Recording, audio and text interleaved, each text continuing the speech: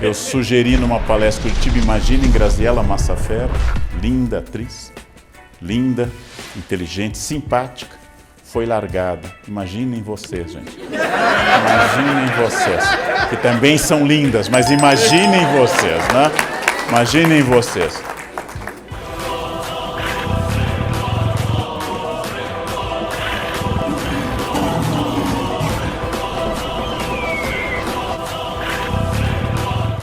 Provavelmente há 50 anos havia menos canais religiosos na televisão e menos rádio religiosa. Ou seja, há 50 anos havia ainda uma crença na ideia da razão que hoje está cedendo lugar a terapias alternativas. É provável que nós estejamos num momento curioso de vitória da ciência misturado com questões absolutamente esvaziamento do pensamento racional. É provável que os aparelhos que ficam obsoletos muito rapidamente e que nós tenhamos hoje esse hábito de não consertar mais nem máquinas, nem pessoas, nem relações, nem aparelhos. Estragou, troca. Quando minha avó casou, ela sabia que era para a vida inteira. Não que ela não pudesse separar, havia desquite, não havia divórcio. Mas o sistema moral dela não pressuporia isso. E como eu já disse na televisão, uma mulher casada podia se entregar ao casamento, porque nada abalaria este casamento. E hoje, aqui eu me refiro às minhas amigas que assistem nesse auditório. Está difícil, a fila anda. Eu sugeri numa palestra em Curitiba, imaginem Graziella Massafera, linda atriz, linda, inteligente, simpática, foi largada. Imaginem vocês, gente. Imaginem vocês, que também são lindas, mas imaginem vocês, né? Imaginem vocês. Graziella Massafera é simpática, interessante, foi largada. Não tá fácil, amiga, não tá fácil. Não dá para largar o corpinho, não dá para largar, tem que continuar na esteira, no capim, tem que ser o resto da vida. A concorrência tá feroz. Está feroz, realmente. Refugiem-se em comunidades religiosas ortodoxas. É a única salvação, porque a concorrência tá feroz.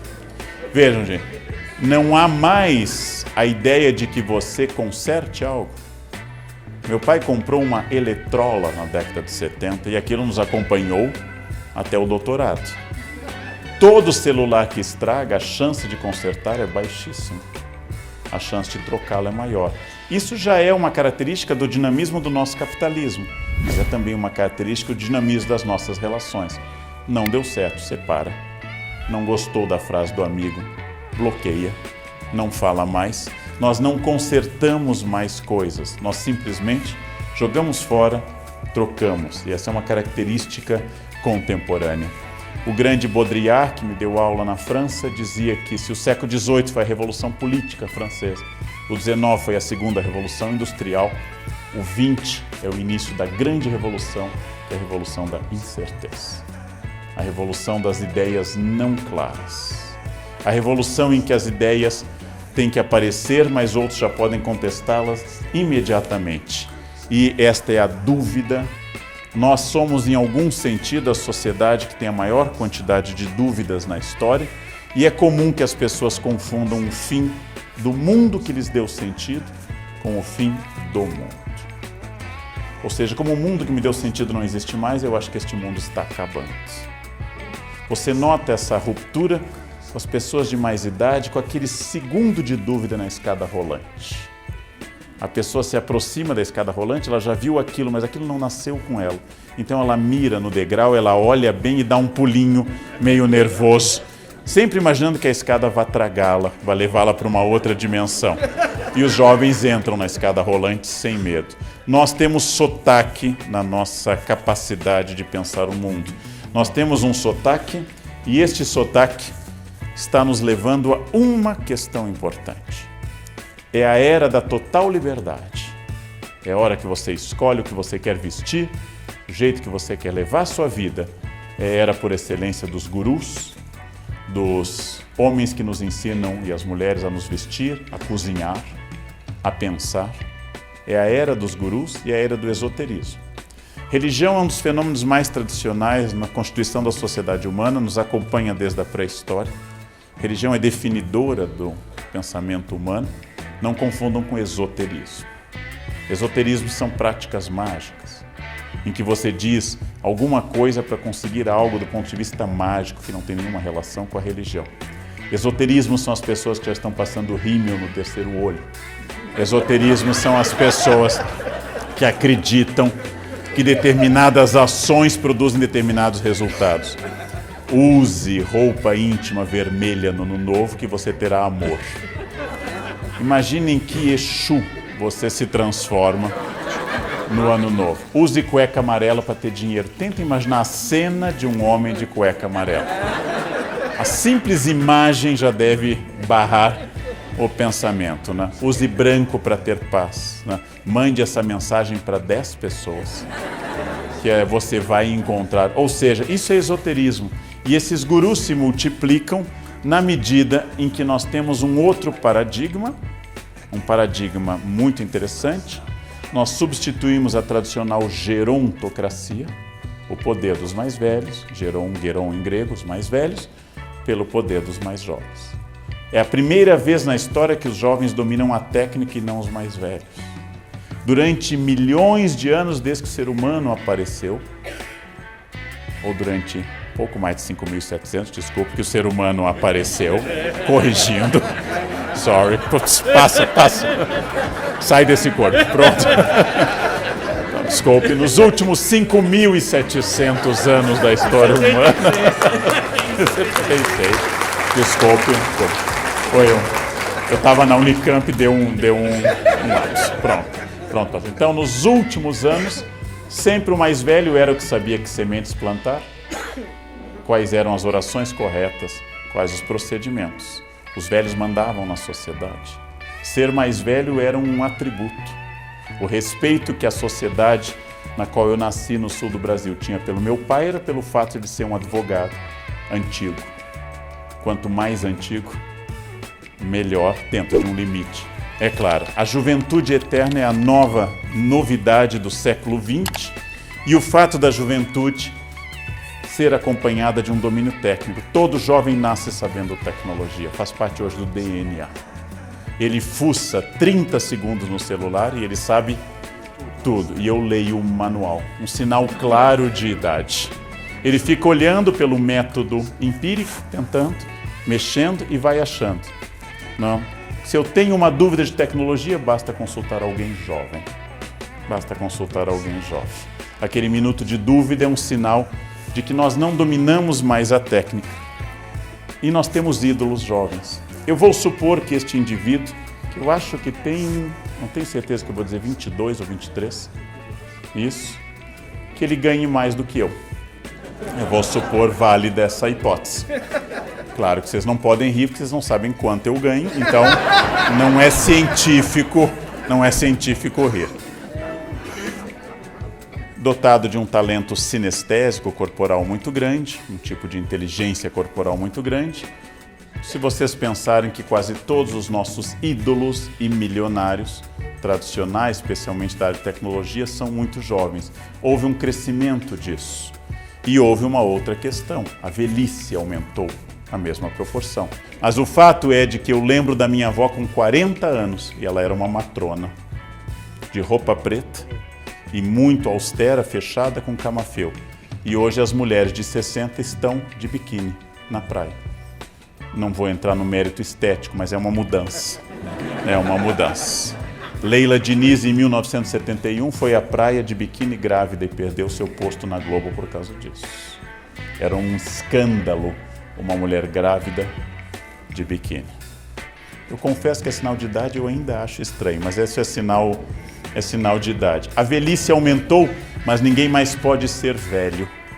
Todas as pessoas têm que ser jovens, e têm que fazer tatuagens, e têm que comprar carros vermelhos. E elas têm que usar roupas de jovens e falar como jovens. E têm que dizer frequentemente que se sentem jovens. Eu tenho uma aluna extraordinária, gente, que agora está com 93 anos, uma pessoa extraordinária que não vem ao caso identificar. E ela me disse há alguns anos, mostrando a mão, professor, eu estou com mãos de velha. E eu disse, é normal quando a gente se aproxima do 100, é normal.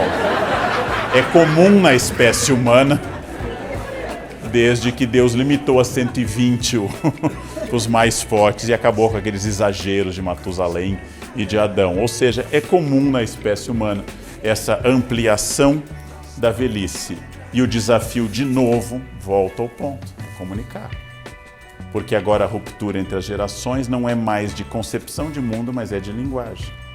Né? Eu preciso de uma fonte. Alguém de 17 pensa no que é, para botar na tomada. Alguém de 60 pensa, pro jardim, meu filho. Ou seja, o vocabulário mudou e o desafio da conversa se multiplicou e nós já tínhamos tocado nele.